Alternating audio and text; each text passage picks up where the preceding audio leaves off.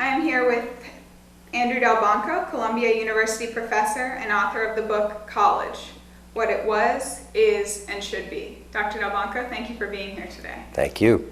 So I was hoping we could start off with just a quick synopsis of your book, give people an idea of what it's about and what your goal was.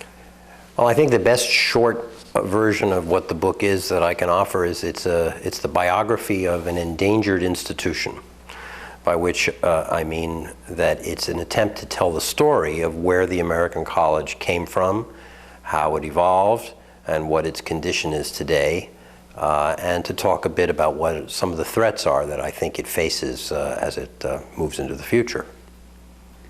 Great. So in your preface, you talk about why you decided to write this book. Well, the general answer is that as a student of American culture and American history, it seems to me that the way we've thought about educating young people is an extremely important part of that subject. So I have a natural interest in it, and since I'm in the middle of the world of teaching, it came to me naturally. But the specific answer that I offer at the beginning of the book is that when I first arrived at Columbia as a young faculty member, I went to a meeting of the college faculty, something that no longer exists, at which the president of the university announced that in view of the latest budget crisis, there's always a budget crisis, our policy of need-blind admissions needed to be modified and in fact abandoned. And the faculty rose up and said, "We don't think so," and a motion was passed by acclamation that the faculty would give back a percentage of its raise scheduled for the following year to support the financial aid budget. And I joined that chorus of indignation and raised my hand and felt good about it and thought I had done something virtuous. And then on the way out from that meeting, I began to think about the fact that I really had no idea what I had just agreed to do. Which is to say, I do support need-blind admissions, and I still do almost 25 years later. But at that time, I had no idea what it really meant and started asking myself questions such as, who decides what the students need? Where do the students come from? Where are the funds obtained for supporting their financial needs? Who makes these decisions? When did such a policy first get invented? Who thought of it? How many institutions follow such a practice? In other words, I realized that as a faculty member, I had very little idea about some very central questions concerning the way the university operates. And so I began a process of sort of self-education and tried to learn something about American higher education. And the more I learned, the more it struck me how weird it is that faculty members know so little about these institutions in which they spend their lives. In some ways, that's a good thing, because faculty are supposed to focus on what their passion is and do the work that they were hired to do, which is teaching and thinking and writing, or if you're in the science lab, producing new knowledge. And nobody wants to get in the way of that as a priority. But at the same time, my initial impulse in writing this book was to write something for people who are in the academic world and who I think should be more informed citizens and take a more active role in the governance of their own institutions. I would like to say that in the course of writing it, I've tried to reach out to a broader audience, and my hope for the book is that it will reach beyond the academy and reach parents whose children are thinking of going to college, young people who are about to go to college, students who are in college, alumni who are concerned about the direction in which their own college might be headed, and so on. So that interplay between needs-based and merits-based financial aid is something that you discuss at length in your book. And I'm wondering if you can talk a little bit about how this merit-based system has actually sort of run counter to some of the basic goals of college and what higher education is supposed to do for the country. Well, you know, the term merit-based financial aid is a tricky one. On the face of it, it would seem that no one could possibly have any objection to providing scholarship support to meritorious students. But when we put a little pressure on the word merit, we discover that every generation has defined it differently, and it's a very subjective term. It's very hard to know how you measure merit. there are all kinds of merit. There's the merit proven by scoring well on standardized tests. There's the merit proven by high GPAs in high school. There's the merit proven on the athletic field. There's the merit proven by the fact that you're related to an alumnus of the college that you wish to go to. There are all kinds of merits. The problem with merit-based aid in general, although every institution has to meet different kinds of imperatives, and I'm not making a sweeping statement that merit-based scholarship aid is always the wrong way to go. But the problem is that if you use financial aid dollars to try to lure students to your institution where they might otherwise go to another institution, a public institution perhaps, where the tuition would be lower, in the course of reality, you're going to have fewer dollars left to provide for students who are more needy. And there are a very small number of institutions in this country that could afford to do both. That is, to be generous to the middle and upper middle class, and it's certainly true that middle and even upper middle class parents feel a lot of strain in paying the tuition bills. But there are very few institutions that can provide help to that sector of our society and have the resources needed to provide help to students from more needy families. And that's a very difficult balance to achieve, and it's a big problem that we face within institutions and within the larger society. So let's go back a little bit, and you start off in your book talking about the history of American higher education and the role that the university originally had or was designed to have in forming character, and how this idea of character has changed over the years to be more inclusive. Right. Well, first of all, to be a little more precise about it, there really wasn't such a thing as a university in the modern sense of the term in our country until the later years of the 19th century.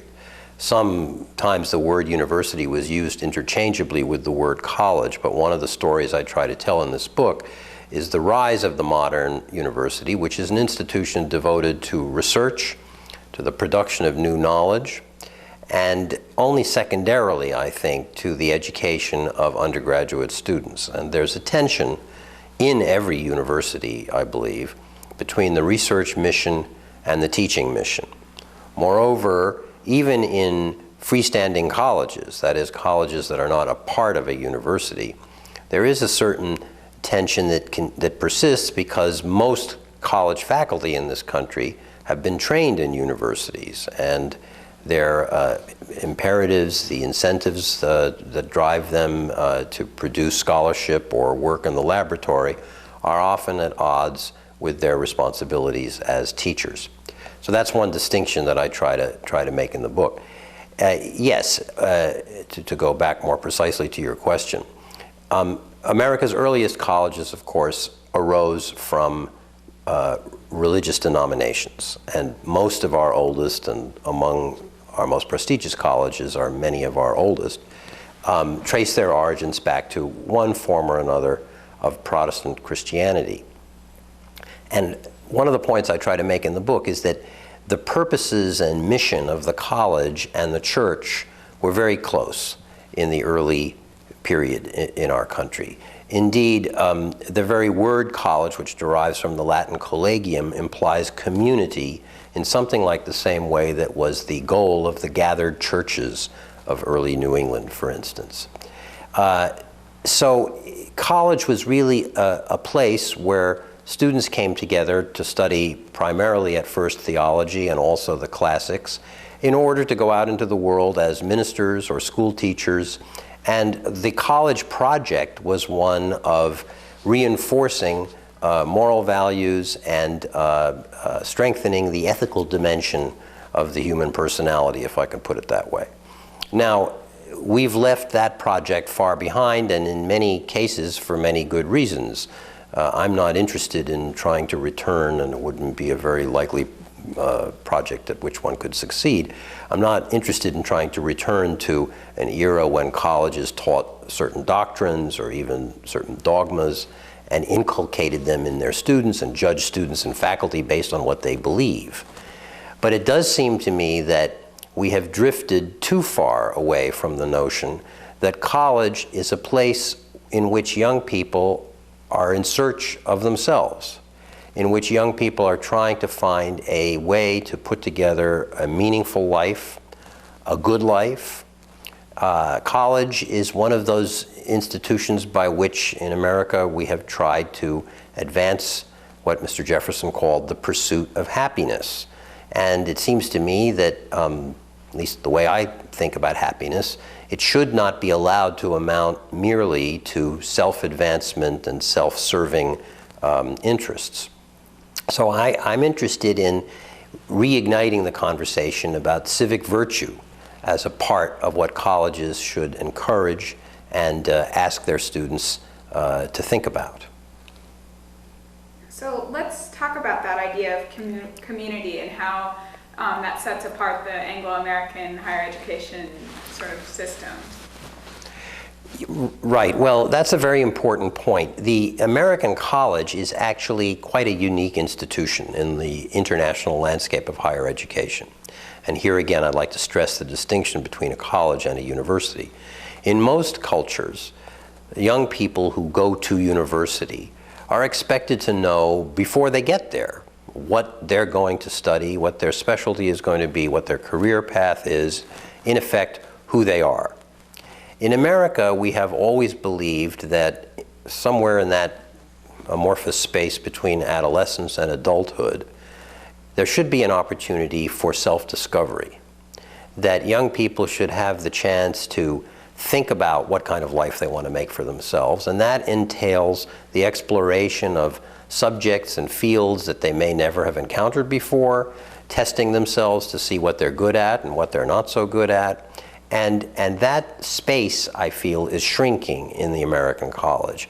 Even in the most elite colleges, which are overwhelmingly attended by relatively affluent young people who, one would hope, would not be so overwhelmingly preoccupied with what is going to happen to them immediately after college, but should be able to take a breather and have the chance to explore the different answers that human culture has offered to the question of how to make a good life. So you mentioned the college as a bastion of progress in this country, and in your book you say, quote, "The university is the key institution that nurtures, exemplifies, and promotes the fundamental idea of modern culture, the idea of progress. In what way is a university or college uniquely positioned to promote progress in this country?" Well, there are a lot of different definitions to the term progress. What I mean to refer to in that passage is that the modern university, as it has developed in the late 19th and 20th centuries, is overwhelmingly driven by science. And this is in many respects a very good thing. America's universities have been the site for enormously important discoveries, both theoretical and practical, that have affected all of our lives, in many cases positively. You can see this shift beginning in the late 19th century. The key figure in my story is Charles W. Eliot, who was the first non-clergyman to become president of Harvard, who really turned Harvard from a college into a university. And he defines the purpose of the university something like this, a close paraphrase: to store up the accumulated knowledge of the human race so that each new generation will have the advantage of beginning where its predecessors left off. Now, I call this, perhaps a little disrespectfully, the relay race theory of knowledge. I actually mean no disrespect to it. It's one of the most powerful ideas at the heart of Western culture. It explains why a young person of, say, 16 or 17 years old today in high school can manage the calculus, whereas in the 17th century, when our first colleges were founded, there were only two people in the world who knew anything about the calculus, namely Leibniz and Newton. It explains why a third or fourth year medical student knows more about the genetic basis of disease or the management of organ transplantation than, say, the dean of the Johns Hopkins Medical School would have known even 40 years ago. So it's an amazing fact about how science works. And it puts science in a very powerful position for the claim on university resources and for the attention of everybody concerned with education and the future of our culture. The problem is there are some areas of human knowledge where I'm not quite so convinced that the progress paradigm makes sense. I don't think it makes sense to say that Stravinsky's Rite of Spring is a deeper or more rewarding piece of music than Bach's B minor Mass, or that Joyce's Ulysses sees more deeply into human experience than Homer's Odyssey. In short, in the humanities, the idea of progress is a little more complicated. Every generation has to begin on it anew and to discover for themselves what their values are and what the alternatives might be in the way they think about their lives and the way their society should be put together. And I think, again, that there's a shrinking space for that kind of discourse in the American college and university. One can demonstrate that statistically pretty easily. Students are really leaving the humanities at all levels of the hierarchy of American higher education, though I don't like to think of it in those terms. So that's one way in which this book is about the question of progress and how we should think about it in our colleges. There's another kind of progress that American colleges have participated in very impressively, and that is the story of the expansion of educational opportunity, which I think is one of the glorious stories of American civilization. I like to invoke my good friend Herman Melville whenever possible. So if you'll recall that early on in Moby Dick, when Ishmael is thinking about signing up on that whale ship and he's heard rumors that the captain is a little bit of a difficult personality, the owner of the ship says to Ishmael, says, "Young man, Ahab has been in colleges as well as among the cannibals," which to me suggests that Melville was aware that in the middle of the 19th century, only rather strange people went to college, and only relatively few people went to college. It was a dubious mark of distinction to go to college. 100 years later, after the Morrill Act during the Civil War, which created the land-grant colleges, and those became the great state universities, and after the GI Bill that followed the Second World War that opened up educational opportunity to veterans, and an enormously important, socially transformative piece of legislation, we find Arthur Miller writing in his great play, All My Sons. One of the characters in that play, an older man, looks around and says, "You stand on a street corner today and spit, and you'll hit a college man." In other words, college was becoming the norm rather than the exception. And that process accelerated in the 1950s and 1960s through the introduction of the California Plan by Clark Kerr, which created a tiered system of community colleges, state colleges, and universities that offered virtually universal college opportunity to the high school graduates of the state of California. And the private elite institutions got into the action with the introduction, as we discussed earlier, of need-based financial aid. This is a wonderful story of progress. I worry that the progress has slowed down or stalled or has even been reversed. And one of the points that I stress in this book is that we should not underestimate the obstacles that stand in the way of young people from low-income families or young people who are trying to become the first in their families to attend college. Those obstacles are very considerable in our country, and we should be attending to that problem. Since this is Phi Beta Kappa, I want to just bring up something else that you wrote in your book, a quote that said, "The humanities may have the most to offer students who do not know that they need them, which is one reason it is scandalous to withhold them." And then you mentioned that at the very time that foreign universities are looking to our liberal arts education model, we ourselves are turning away from it. And I was wondering if you could speak to that a little bit. Right. Well, one of the paradoxes of that those of us who try to champion the cause of liberal education face is that explaining the value of a liberal education, and a lot of people mean different things by that term, but I have in mind an education that involves, and this certainly doesn't exclude science, but that involves not only science and technical fields that we put under the rubric of STEM, science, technology, engineering, and mathematics, but also fields such as history, in which students have the opportunity to learn something about how we got to be where we are today, philosophy, in which ethical and moral questions should, in my view, be front and center, literature, in which students can gain a sense of the experience of others through the literary imagination. People who haven't had these experiences don't know what they're missing. That is, it's a paradox that we have to try to persuade people who have never tasted this experience that they ought to give it a try. My Puritan friends, in referring to the concept of grace, like to say, "It is such a mystery as none can read but they that know it."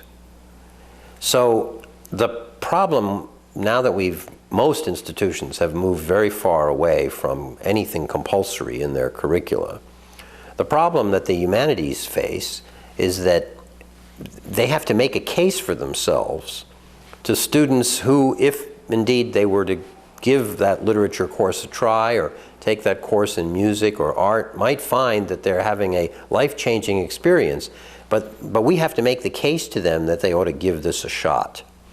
I think the case can be made, but it's a challenge. So in the section of your book in which you discuss who goes to college and who pays, you bring up the relatively new phenomenon of college rankings, such as those performed by the U.S. News and World Report. And you mentioned both these words, deception and cruelty, in conjunction with the rankings. Can you talk a little bit about how the sort of invention of these rankings has changed the way college admissions and financial aid work? Well, we've become a culture obsessed with rankings, and in that regard, we're not distinctive in the world. There are a lot of nations that seem to be obsessed with rankings. And one of the byproducts of this is that the most prestigious colleges measure and confirm their prestige essentially by how many applicants they turn away. It seems to me a very perverse way of discussing the quality of an educational institution to invoke first and foremost the fact that we've rejected 20,000, 25,000, 30,000 young people who have hoped to come into our institution. It sends all kinds of wrong signals, and it entails a certain kind of cruelty to those who are rejected because they are made to feel that they have somehow been found to be unworthy. I don't like this aspect of elite college culture today, where the incoming class is very likely to be greeted by the dean or the president at the freshman convocation ceremony by being told, "You are the best and the brightest ever," right? My book is about the origins of our colleges in the religious era. I'm not interested in going back to the time when these young people would have been greeted by being told, "You're worthless. You deserve nothing except to roast in hell." But I think there's a happy medium. I think that those who succeed in this college admissions lottery need to recognize that I'm sure they've worked hard and they've achieved in school, but they're also the beneficiaries of many advantages that don't redound to their own credit, that don't speak to their own merit, to use that overused word. They've been lucky. They've been lucky in terms of where and to whom they were born and what educational opportunities they had in their pre-college years. And so a little humility is in order. So that's one of the ways in which I think the rankings frenzy and the admissions frenzy has distorted the college experience. It distorts the college experience starting several years before students even get to college. Now, of course, I'm speaking here only about a very small slice of the overall landscape of American higher education, that is the highly selective colleges. But it has tended, this attitude of of ranking the institution based on such measures as how many applicants do we turn away has percolated into all levels of the system. The other thing about the rankings, to be quite blunt about it, is that they essentially correlate with the wealth of the institution. The top 10 institutions in the U.S. News rankings are more or less always the same as the top 10 endowments. You juggle it around a little bit, but that's basically what we're talking about. How much money you have doesn't tell much about what kind of a place you are, or what kind of a person you are, what kind of a family you are. And I think it's insidious that we've conflated this idea of wealth and prestige and educational quality.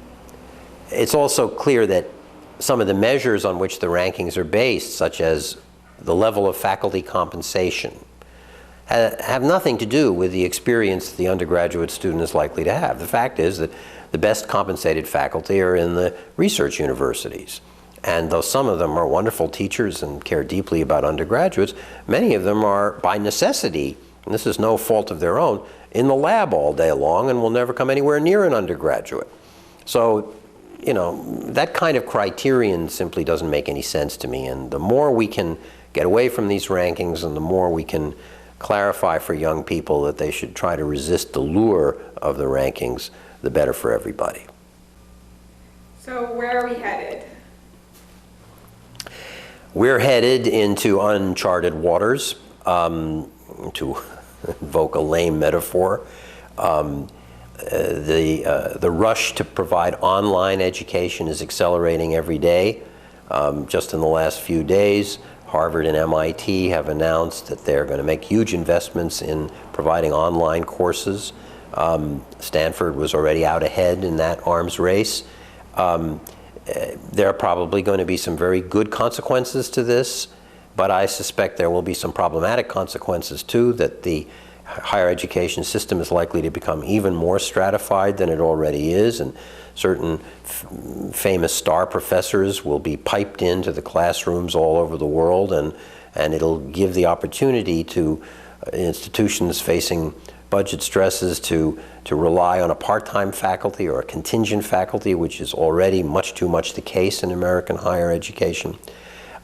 So the pressures that are going to be bearing down on what I'm describing as the essential characteristics of the American college are only going to increase. And I hope my book will put out there into the conversation a clear, I tried to make it a clearly written book, a clear account of what's at risk if we move away from the best traditions of the American college without thinking hard about what we might be losing. Well, Dr. Delbanco, thank you so much for being here today. I know there's a lot that we didn't get to that is in your book, and I would encourage members to think about these questions and to check it out. And thank you again. This was great. My pleasure. Thank you.